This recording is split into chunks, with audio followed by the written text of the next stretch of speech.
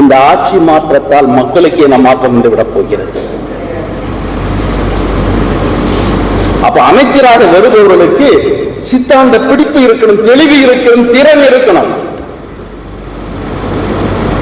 எல்லா திட்டங்களையும் போடலாம். நீங்க கல்விக்காக போடுறதுல நிதி கிடையாது.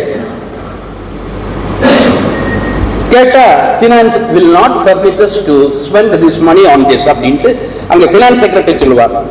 finance secretary ஓவர்ரூல் பண்ண தெரியாத முடியாத அமைச்சு இருந்து என்ன பிரயோஜனம்?